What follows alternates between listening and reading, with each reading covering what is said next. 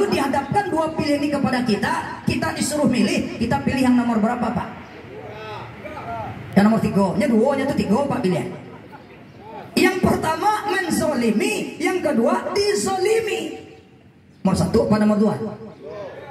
Nomor 3 dan nomor 2. Masalah dan nampak 2 cie je 2 kok nomor 3 di maman dah Nah, artinya apa? Yang pertama menzolimi. Ingat, ketika kita berbuat zolim kepada orang lain Pak, ketika kita berbuat zolim kepada seseorang Pak, maka konsekuensinya pertama, ketika orang yang kita aniaya itu berdoa kepada Allah, merintih, menangis, meraung kepada Allah, maka ingat, Allah akan cepat ijabah doanya Pak. Kalau orang yang kita zalim itu ingin doakan keburukan untuk kita, ya Allah ya Rab, mati tak kalah puak jualah pajatu ya Allah. Aja coba-coba, mani mau jujur Pak. Andai kata orang-orang yang kita zalim itu dia nangis sama Allah, minta sama Allah, doa sama Allah, lalu dia doakan kita dalam tahajudnya, ya Allah ya Tuhan, bentuk kebana nasi pagasen ambo ya Allah, ndak talok ya Allah, mati juga apa jatuh capek ya Allah, balantak juga bahaya ya Allah. Ingat Pak, ini bukan main-main doanya Pak. Kenapa kita sampaikan seperti ini? Makanya jangan pernah berniat menzalimi siapapun. Makanya jangan pernah menzalimi hak siapapun. Ini harus kita pahami saudara-saudaraku. Insya Allah kita tidak ada kepentingan, cuma kita perlu sampaikan apa yang mesti kita sampaikan. Karena Rasul perintah, balighu anni walau ayaqulil haqqa walau kana murra. Sampaikan dariku walaupun satu ayat, kata Rasul, sampaikan yang benar sekalipun itu pahit, tapi harus disampaikan. Yang benar tetap sampaikan benar, yang salah katakan tetap salah, jangan malah dibalik. Wahai saudara-saudaraku, yang kedua konsekuensinya, ketika kita menzalimi orang lain, maka ketika itu Pak, ketika kita masih berada dalam majelis itu, maka konsekuensi yang kedua yang akan diterima, andai kata kita punya pahala, andai kata kita punya amal soleh, maka ketika itu juga pahala amal soleh kita ditransfer oleh Allah kepada orang yang kita zalimi Pak.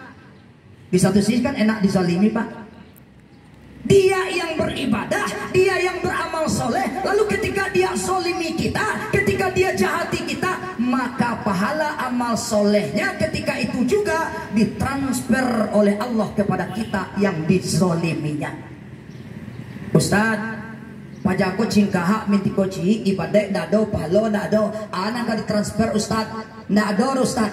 Ketika pahalanya nggak ada, amal solehnya nggak ada, maka ketika itu juga orang yang dizalimi tadi punya dosa, maka dosa orang yang kita zalimi tadi ditransfer kepada kita yang menzaliminya. Barter. Kembali kita tegaskan, jangan pernah ada niat menzalimi siapapun. Saudara-saudaraku, nah inilah penyebab datangnya azab. Ketika dosa dianggap biasa, ketika maksiat dilakukan dengan sengaja, maka itulah yang mengakibatkan datangnya bencana dari Allah Subhanahu wa Ta'ala. Dosa dianggap biasa, maksiat dilakukan terang-terangan begitu saja, maka ingat, inilah asbab datangnya bencana. Jangan kita berstatement mengatakan alam tidak bersahabat dengan kita, Allah tidak lagi sayang sama kita. Kapan Tuhan tidak pernah sayang sama kita Pak? Masih kurang apa Allah sama kita Pak? Apa pinta kita yang tidak beri Allah? Cuma kadang-kadang kita yang tidak sayang sama dari kita Pak, bukan Allah yang tidak sayang sama kita. Mulai semenjak kita lahir ke dunia sampai kita mati, berapa banyak nikmat Allah yang telah kita terima, berapa banyak pemberian Allah yang telah kita nikmati. Maka syukuri semua yang Allah berikan kepada kita.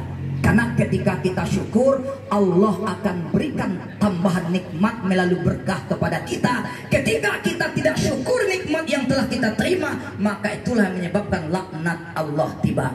Kenapa bencana silih berganti? Kenapa musibah bertubi-tubi? Karena barangkali bisa jadi sudah banyak manusia yang tidak syukur nikmat kepada Allah Subhanahu wa Ta'ala. Dikasih harta kaya oleh Allah, tapi kikir, bakil dan sempilit. Dikasih pangkat jabatan oleh Allah, tapi tidak amanah. Ini orang-orang yang tidak syukur nikmat. Harusnya yang Allah berikan kepada kita, jadikan itu sebagai alat untuk mendekatkan diri kita kepada Allah Subhanahu wa taala. Nah, di penghujung tausiah singkat kita hari ini berkenan dengan ini Bapak Saudaraku, kita lihat fenomena alam saat ini. Bukit lah guntuh, gunung lah malatuih, lahar dingin lah mencoroh, batang kayu lah pada tumbang. Nah, tidak tertutup kemungkinan saudaraku, ayah kok kanaya sudah kok. Terserah masyarakat mengasumsikan ambo menakut-nakuti masyarakat. Di sisi lain ini perlu kita sampaikan. Orang preman kok kadang kalau harus dipatakui Pak. Nyoma aja orang preman kok harus dipatakui.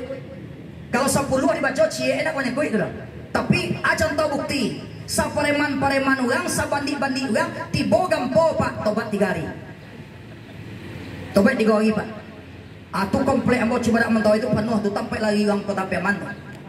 Ketika Allah datangkan gempa, semua orang yang selama ini doyan berbuat maksiat, tak pernah sholat, ketika gempa Allah datangkan, maka semuanya ingat Allah. La ilaha illallah, astagfirullah, Allahu akbar, apolon Allah akbar dipajaga aja. Tibo gampo Allahu akbar panganai, baganti gampo lupo Allahu akbar balik. Ingat, jangan pernah main-main dengan Allah wahai saudaraku. Ketika Allah kita permainkan, ketika Allah kita perolok-olokkan, Allah tegaskan dalam firman surah Al-Baqarah, Allahu yastahzi'u bihim wa yamudduhum fi tughyanihim ya'mahun. Ketika kita main-main dengan Allah, ketika kita berolok-olok dengan Allah, maka ketahui saudaraku, Allah akan mempermainkan hidup kita, Allah akan memperolok-olokkan hidup kita. Makanya ada orang kaya tapi tidak tenang batinnya. Ada orang punya pangkat tinggi tapi tidak tentram, tidak damai perasaannya. Kenapa? Ini bahagian daripada azab Allah untuk mereka. Harusnya kaya, bahagia, betul Pak? Harusnya pangkat tinggi, nyaman. Ini malah sebaliknya. Orang miskin jam 9 dah tidur Pak. Orang bangsa jam 9 awak kau lalu abu. Iku orang kayu jam 3 cicilan macam itu.